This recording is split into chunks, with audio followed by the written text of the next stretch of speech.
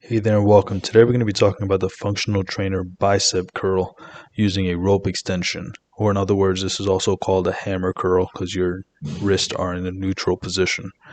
First thing you're going to want to do is set up your height of the machine all the way down to the bottom, so get it as low as you can get it, and then rotate the rotation lever all the way inward. That way you're inside the machine and not in the middle of the gym floor.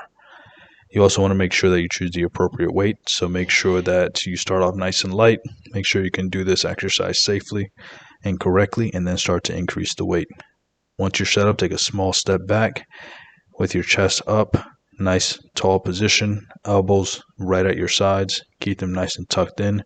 Come to a full extension at the bottom and full flexion at the top. You don't want your upper arm to move or your elbow to move, because if you do that, it's a completely different exercise and you're not going to isolate it. But before we continue, a word from today's video sponsor. Me, I'm today's video sponsor, and if you'd like help losing fat or gaining muscle, there's a few ways I can help you down below.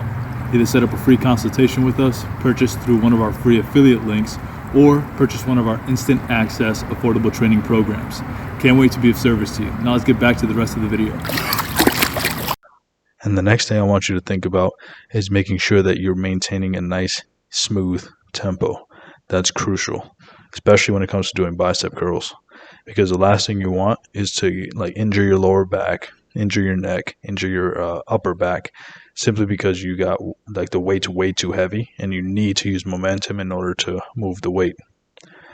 Think of yourself more of like a sculptor or a sculptor instead of just a weight lifter.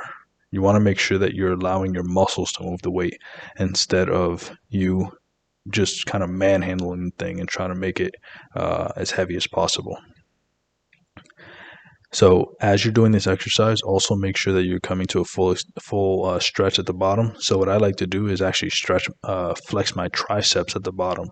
That basically ensures that you're coming to a full extension at the bottom. The next thing I want you to do is focus on bringing it all the way up. So by all the way up, I mean as high as you can get it without your elbow moving forward. So some people bring this up all the way up to their chin. You obviously want to avoid that. It's way too high to be doing a bicep curl. I would say, up to like the shoulder level with your hand. That is plenty high enough, and you don't need to go any higher than that. What you don't want to be doing, though, is resting at the top. So if you curl up and then kind of hold it there, I don't recommend you do that. I recommend you just keep the weight moving the entire time. That way you're keeping tension on the muscle as long as possible. Because the way you build muscle is obviously when you break it down with exercise, but it's tension. The more tension you keep on the muscle, the more likely it is to break down as much as possible in the safest manner possible. So just make sure, obviously, you're eating your protein, you're eating your carbs and your fats throughout the day to be able to build muscle. Also, go to sleep. I mean, you got to be sleeping at least 7 to 9 hours a day. Figure it out however you got to do it. It doesn't matter what your work schedule is. You can find a way to sleep 7 to 9 hours a day. So here's some common mistakes. You want to make sure that you're not using momentum in order to use the weight. So you see I'm bending over, kind of hip thrusting myself into it.